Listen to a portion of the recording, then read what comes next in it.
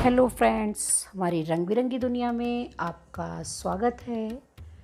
आज मैं आप लोग को माघ मास के कृष्ण पक्ष की षटतिला एकादशी की कथा जानकारी लेकर आई हूँ।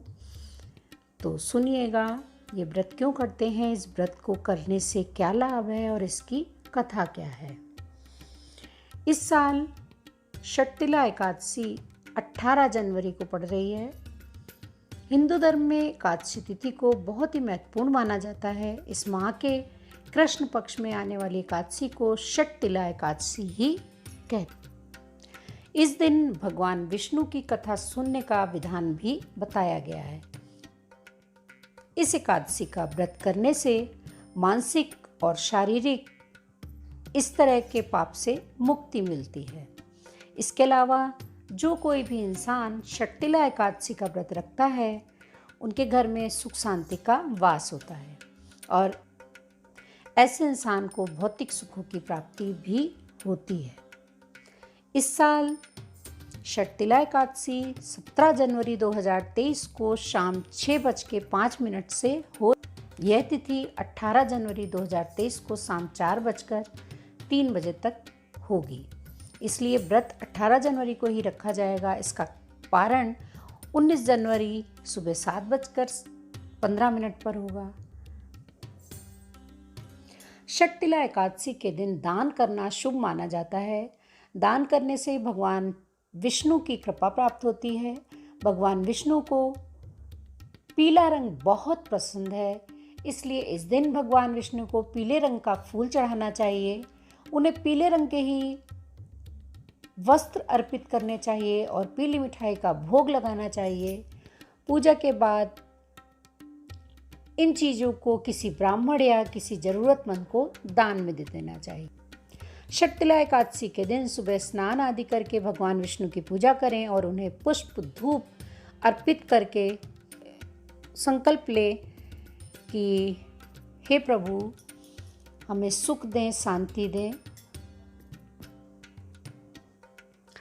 एकादशी का व्रत सभी प्रकार के व्रतों में से श्रेष्ठ माना जाता है।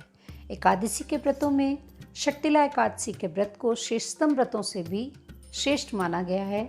इस दिन दान और कथा सुनने से कई प्रकार के संकटों की मुक्ति मिलती है और जीवन में सुख शांति और समृद्धि बनी रहती है। इस दिन सुनी जाने वाली कथा को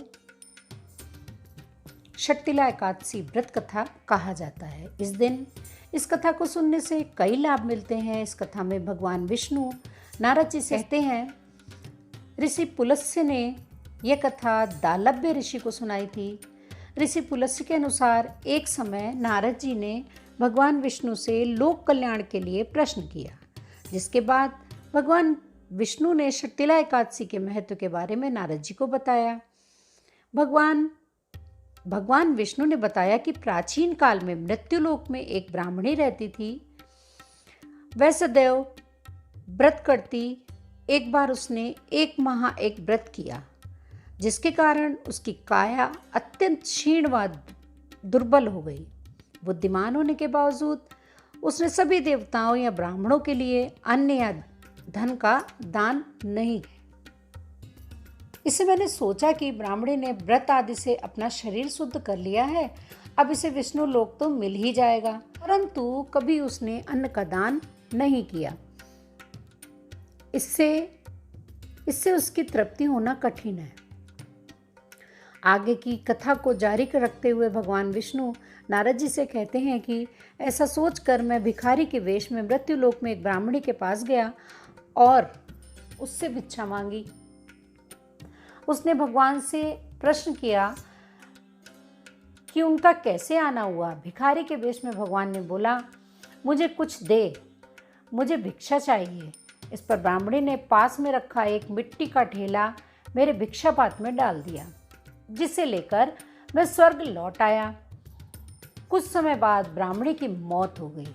ब्राह्मणी को मिट्टी का दान करने से स्वर्ग से सुंदर महल मिला, लेकिन उसने अपने घर में अन्न और अन्य चीज़ों में शून्य पाया। कर वह मेरे पास आई और कहने लगी कि भगवान, मैंने अनेक व्रत आदि किए, आपकी पूजा की, परंतु फिर भी मेरा घर अन्न आदि सब वस्तुओं से शून्य है, इसका क्या कारण है? इस पर मैंने कहा, पहले तुम अपने घर जाओ, देवस्त्रियाँ आएंगी तुम्हें देखने के लिए। पहले उनसे षटतिला एकादशी का पुण्य और विधि सुन लो, तब द्वार खोलना। मेरे ऐसे वचन सुनकर वह अपने घर गई। तब देवस्त्रियाँ आईं और द्वार खोलने को कहा तो ब्राह्मणी बोली, आप मुझे देखने आई हैं तो षटतिला एकादशी का महात्म्य मुझसे कहो। उनमें से एक देवस्त्री कहने लगी कि मैं कहती हूँ। जब ब्राह्मणी ने षटतिला एकादशी का महात्म्य सुना तब द्वार खोल दिया। देवांगनाओं ने उसको देखा कि ना तो वह गांधर्वी है ना आसुरी है, वरन पहले जैसी मानुषी है। उस ब्राह्मणी ने उनके कथनानुसार षटतिला एकादशी का व्रत किया। इसके प्रभाव से वह सुंदर और रूपवती हो गई तथा उसका घर अन्न आदि समस्त सामग्रियों से युक्त हो गया। अतः मनुष्यों को मूर्खता त्याग कर षटतिला एकादशी का व्रत और लोभ ना करके तिल आदि का दान करना चाहिए। इससे दुर्भाग्य, दरिद्रता तथा अनेक प्रकार के कष्ट दूर होकर मोक्ष की प्राप्ति होती है। बोलो विष्णु भगवान की जय।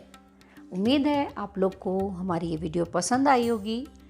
पसंद आई हो तो एक लाइक ज़रूर कर दीजिएगा और चैनल में अगर पहली बार आए हैं तो ऐसी ही जानकारी के लिए हमारे चैनल को सब्सक्राइब ज़रूर कर दीजिएगा। Thanks for watching.